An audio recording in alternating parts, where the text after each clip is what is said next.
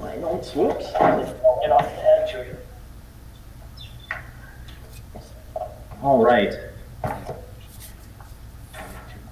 Let me work with it. I can try muting it too. Hey, sorry about that. Took a little bit longer to sign on than I thought. Just to take roll call for committee members. Aaron Dove, I see you there, correct? All right. There, now I can hear you. Yeah. And Joel Ongert? Yep, I'm here. Good to see you. Great. Good to see you too. And Paul Fisher is here as well. So Mr. Leonard Hansen is here. I see you on the line. Mr. Timothy Harder. Let's see, Laura Jackson and Don Kierkegaard. Is there anyone that I missed? Connie Schmidt is here. I'm on Thank my you. phone and not through my Google account. Sure, not a problem. And I see Jen Getterman, Jennifer Rausch, and let's see, and Andy Sarno. I think we've got somebody, we may have someone calling in as well. So looks like we've got our quorum here. So without further ado, I will call the policy committee meeting to order. It is Monday, May 11th. It is 4:04 p.m. Looks like we have 4 items on our agenda. So the first item is revised board policy 361.1, selection of resources. And Laura, would you be walking us through that? Yes. So there are 2 policies linked on the agenda in board docs. The first one is labeled 361 selection of resources current policy. When you open that policy up, it is all in black, and that is our current policy, last revised on March 20th of 2017. The other policy, which is 361.1 selection of resources, draft of proposed. So this draft document represents the recommendation from WASB, Wisconsin Association of School Boards, and the administration agrees with and is recommending to go ahead with the WASB version. Although they're not dramatically different, the WASB version has some very specific language in it that is most appropriate to have, including identifying that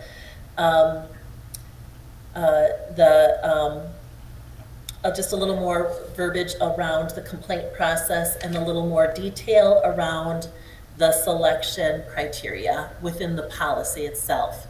The AR, regardless, will spell out the process in more detail, but once the policy is revised, we will go ahead and revise the AR.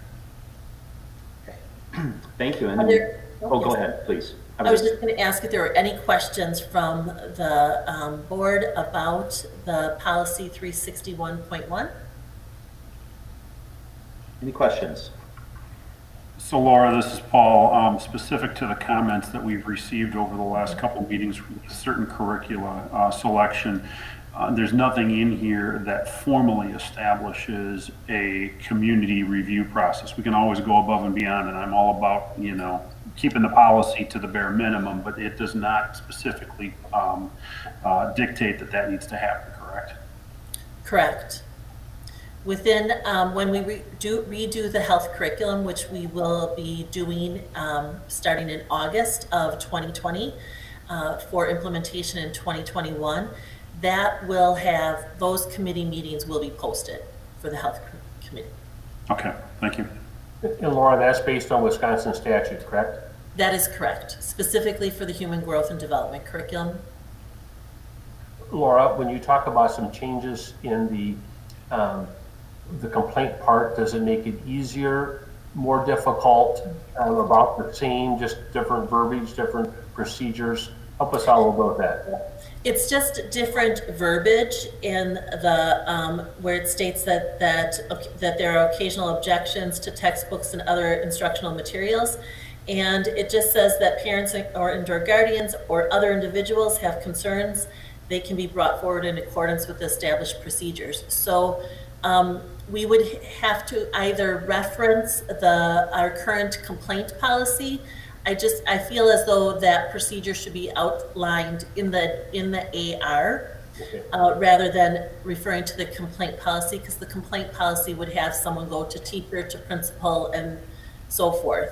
This would be specific about curricular resources. Thank you. Any other questions? All right, any objections to bringing revised board policy 361.1, selection of resources, forward to the board for a first reading? None for No. me. None for me. Could All I right. ask the policy committee members just a point of clarification for ease of use?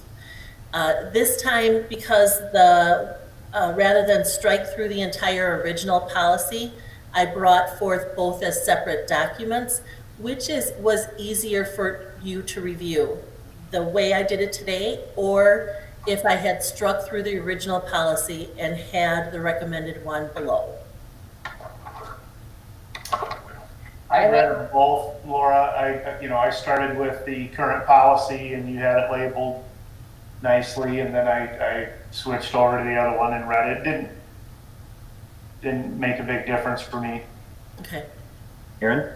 I'm gonna say the same. I kind of liked it maybe a little bit more being on two separate ones because it was easy for me to click back and forth and kind of compare certain sections at the same time. But it's not a big deal to me either way. And Laura, I thought too, the way you presented it was just fine today.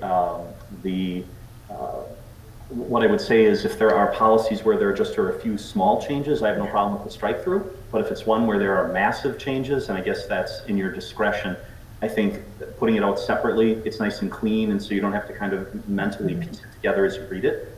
So I hope that feedback is helpful. Yeah, I appreciate that. Thank you. Great. Okay, so we will bring 361.1 forward for first reading, which takes us to the next item on the agenda, which is revised board policy 363.2, student acceptable use. Good afternoon, board members.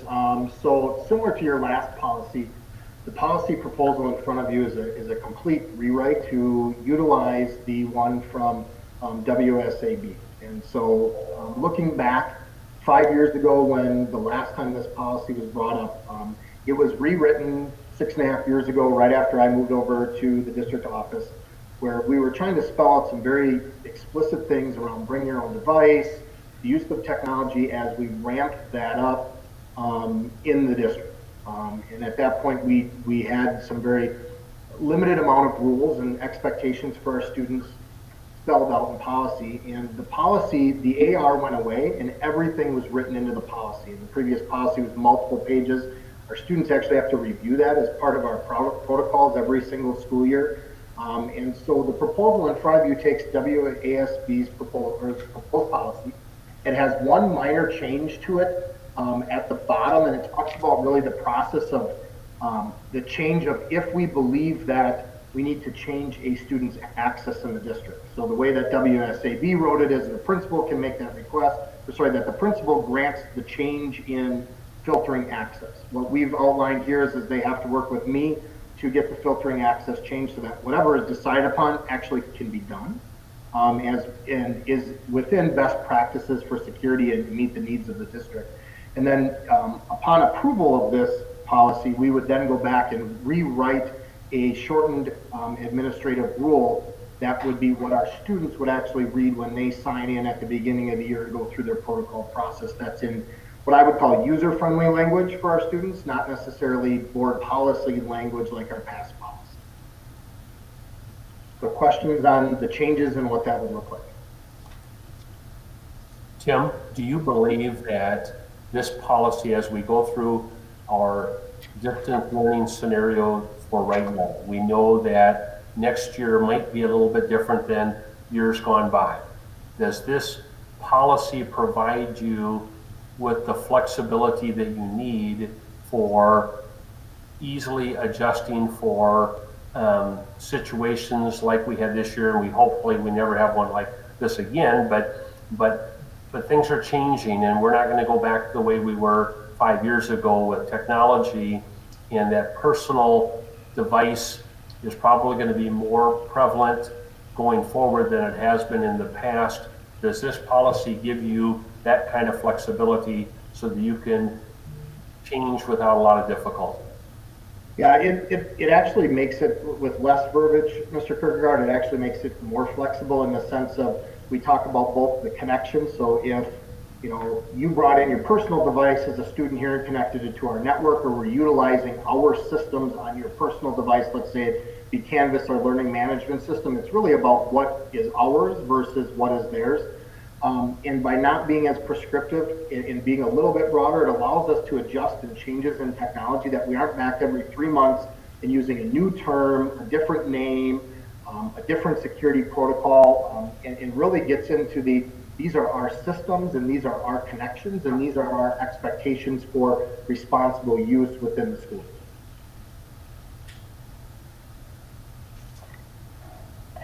I have a question Go for ahead, Tim. This is Tani. Sorry, it's Tani. Tim, I know that in the past, one of the concerns for technology and personal devices was equity as well as security. With this new policy, and when I say that, I mean coming from the state or from the federal government, what their requirements are. Does this change and allowing the use of more personal devices for school activities, does that interfere with anything that the state or the federal policies have issued in the past? I know that they're probably not ready to change those yet either. So a lot of it is as far really, as a COVID reaction goes. yeah, a lot of it's really built around, you know, some of the larger things that we have to deal with, such as SIPA, which is our Internet Filtering Act, and that's really, if it's our device or if it's our connection, it's our issue to deal with that.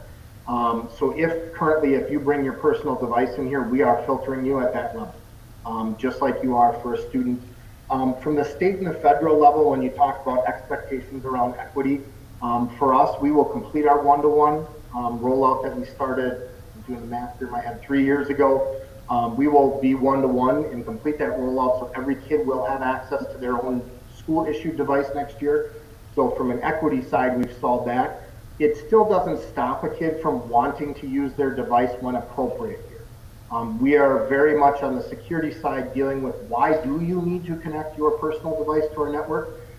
When I talk to other technology directors in Southeast Wisconsin, with the prevalence of unlimited data plans and so forth, you're seeing a shift in schools to slow down the serving up of public Wi-Fi to kids' personal devices and so forth throughout the school day. And a lot of that is driven around security reasons. Our students are able to connect their personal devices here. They have to authenticate, so we know that it's Tani Schmidt's device, not just some random device's IP address and MAC address. So if there is an issue, we can go back and address that with Tani. It saves us an investigation time and so forth. So it really hits those state laws that are required for that. We do have to have a policy like this on hand referencing SIPA, because that's tied to our E-rate funding, which is a funding that we utilize through the school and technology libraries group, where we receive money for our internet connections and then also network infrastructure. Because of our free and reduced percentage of students, we see about a 50% reimbursement on that. So for example, we are in the process of replacing our wireless system. 50% of that is paid through by the grant. This policy actually allows us to articulate clearly that we do the things that are needed to meet those federal guidelines and participate in that program. Excellent, thank you. Great. Tony, thanks for the question. Any other questions? Just one more comment. Tim had mentioned earlier yesterday, one of the issues we've had this year, and it's really evident not only in West Bend but across the nation, is the separation between the haves and the have-nots. Not everybody has internet access. Not everybody has the same type of access. And so Tim was suggesting a couple of days ago that that is called the E-rate funding, and that's where we get some of our funding for technology, is that they're going to at least explore the possibility of using E-rate funding for internet access to individuals, okay? And that's certainly a ways yet, and it's not necessarily pertaining to this particular policy, but it does pertain to how do we have a year like this going forward and not have to worry about who has and doesn't have internet access, because we should have a little bit more flexibility in the future. Just an FYI. Great, thank you for that. Other comments or questions? Any objections to bringing this one forward, 363.2, for first reading to the board? None for me. None for me. All right, and none for me. Great, thanks everyone. Which takes us to 363.3, student access to networked information resources. All right, so this policy is a little different than the previous one. This talks really about our access to online tools in the information age. And so you'll see some strike-throughs in there of updating to current language. This policy was really driven out of the idea when we were switching from library resources and research being predominantly done in a book fashion to going to online research and so forth. And the purpose of the strike-throughs is really to clean up some language and talk about what it currently is today. The second paragraph talks about meeting our district security and data privacy requirements. Over the past, 3-4 years, we have stressed a little bit of a change in education and how we do some of our data privacy practices. The school district is part of a statewide consortium that allows us to sign a similar contract that is a base language with any vendor. And so if I sign on to that contract with a vendor here in West Bend that says they agree to these privacy policies and these security policies, any other school district can pick up that same privacy agreement and not have to start the process from the beginning to end of having to articulate and develop their own privacy policy. And Laura Jackson has sat in those meetings with me enough times to see me. As much as I love that conversation with some of the lawyers and some of our vendors, and it's always fun, we get in situations where if I already have another district who's already signed on to this, I can pick up that product and not have to spend 2 months going back and forth or a month with that. So we have changed greatly our process for those going forward. Also cleans up the language in paragraph 3 that talks a little bit about the idea of what happens if you can follow or cannot follow, to make it clear, and that it's determined out of this office, so there is no, there is clarity to parents and to students of where, if there is an issue, it comes to. And then the last one talks about just how we're using some of those tools. It is no longer just about going and finding information and research, but that we are using those digital tools to create and collaborate and share information as our students work globally with outside partners in some cases across the district, or excuse me, across the nation. Tim, just one question to kick it off. The third paragraph, you just talked about it prohibiting access if district policies and rules are not followed. Can you just give some historical perspective? Has that happened in the past? How often does that happen? So we do, Mr. Swigert, we do have a few students who are who do get to that point. It is tougher and tougher. So in my 6.5 years of doing this, the first year it was, oh yeah, Mr. Swigert, you don't get access for the next semester because you made a bad choice.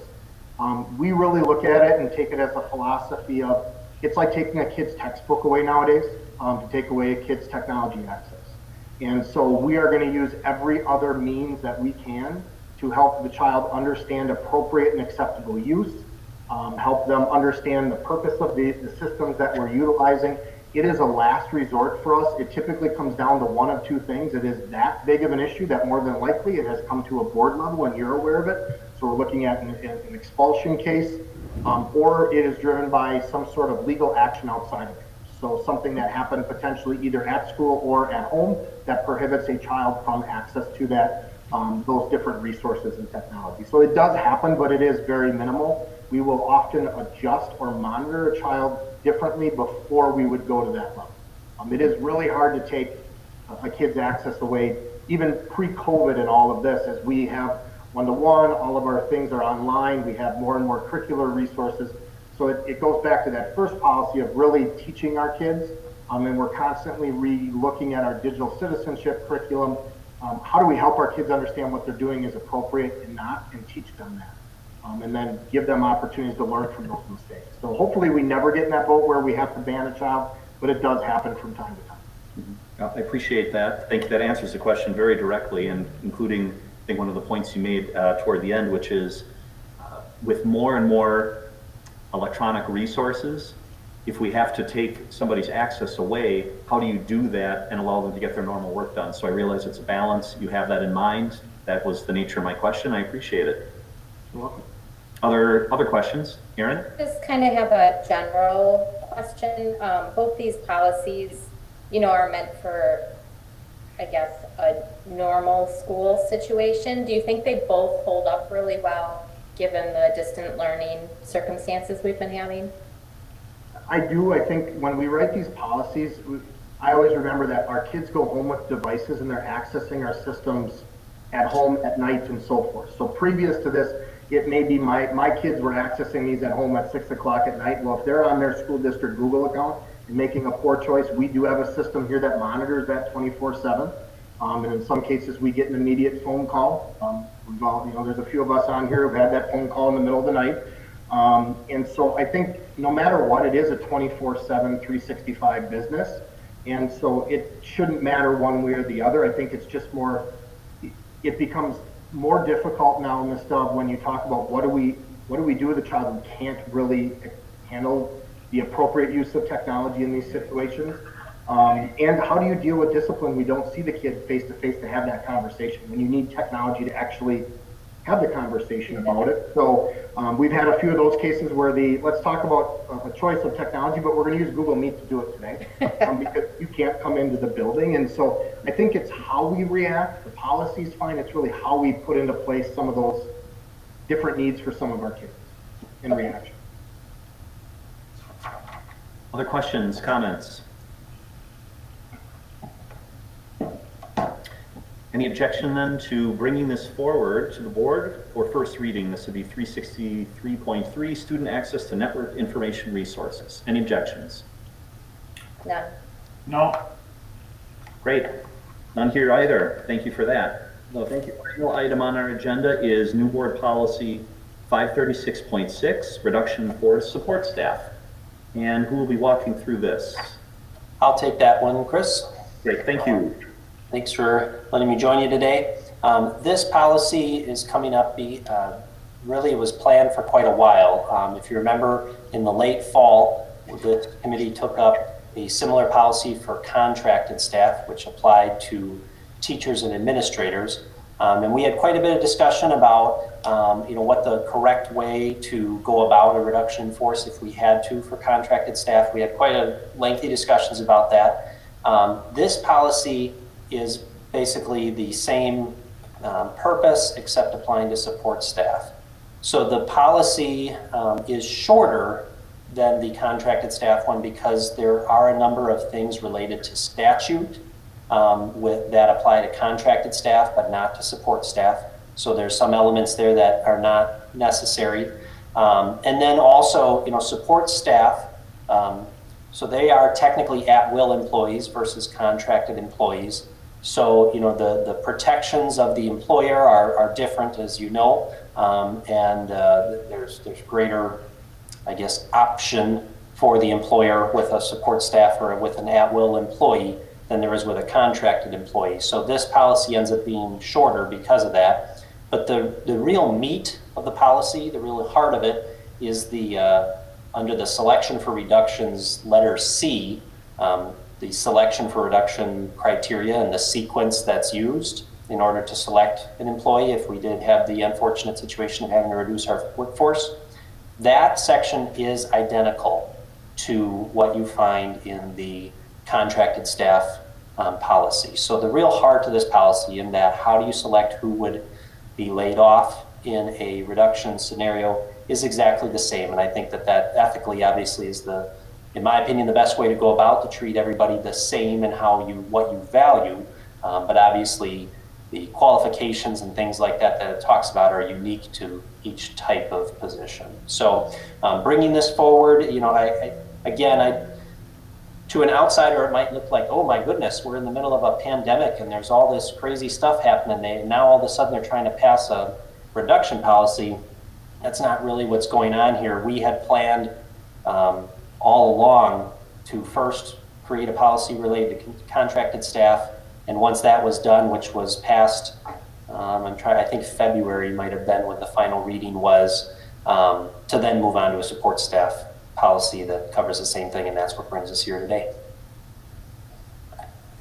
Great, thank you for that. Questions from committee members or staff?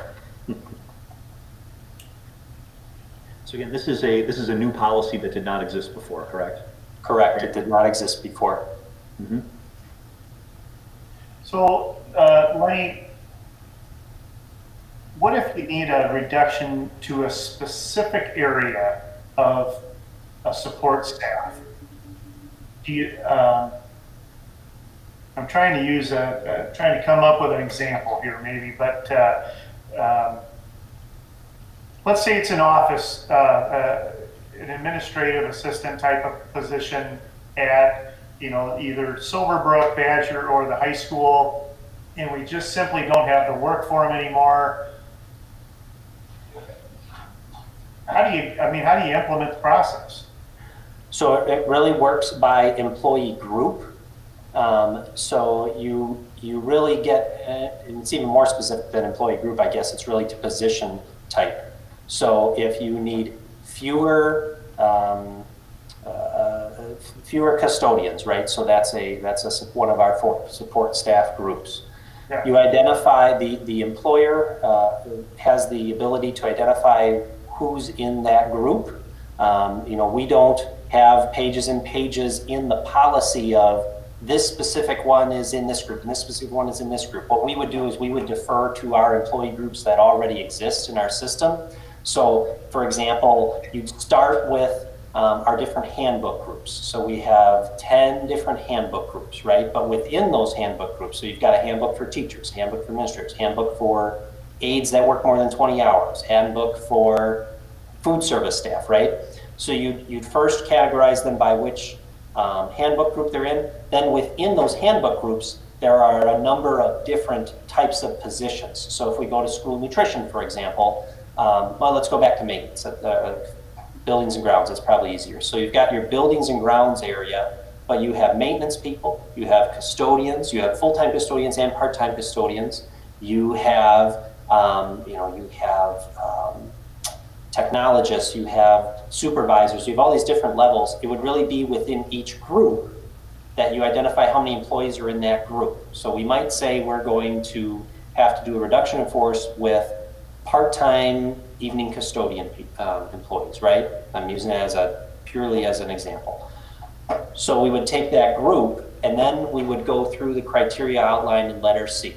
So first, the educational needs of the district, then other qualifications and trainings and things like that. And basically what happens as you execute the policy is as you go from one step to the next, a number of people kind of move into the, for lack of a better term, kind of the safe category, right? So I go through the first category. All right, well, this person has this training that I absolutely have to have. I don't have a lot of people with it. So that person now is off the table in terms of a reduction, right? And then you go to the next criteria within there. Then you end up at the evaluations section and that sort of thing.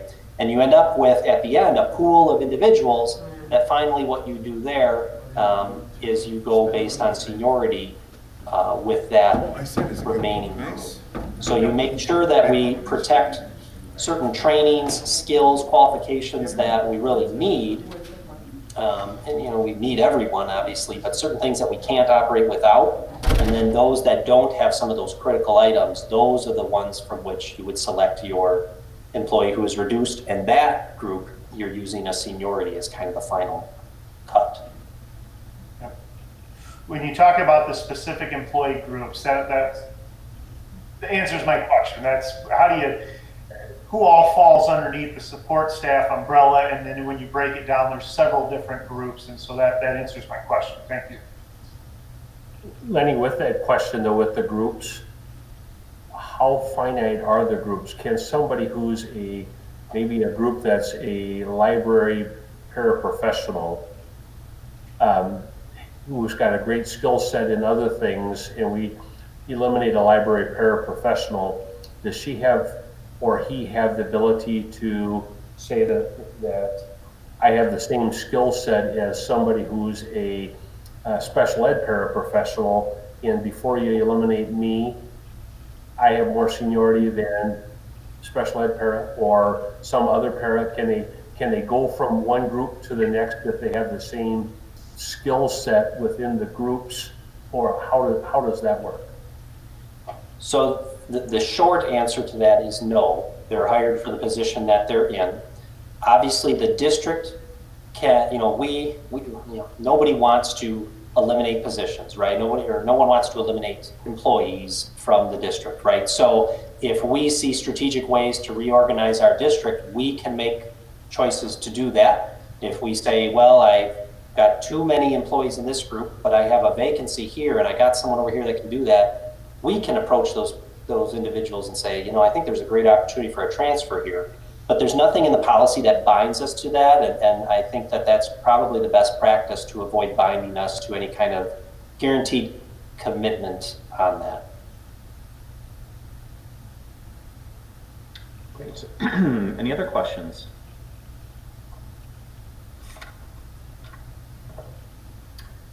Hearing none, any objections to bringing this one forward for a first reading? Oh, thank you. All right. Hearing none there. All right, and none here. Very good. Okay, I'll just double check, but I believe that takes us to the end of our agenda. Is there any other business to come before this committee? Okay, hearing none, we will adjourn this. And just as a reminder, at 5 p.m. today, we have a public hearing scheduled with regard to our hours waiver. Any other comments before we finally adjourn? Thank you very much. Thank you. Thank Thanks, you. everyone. Take care.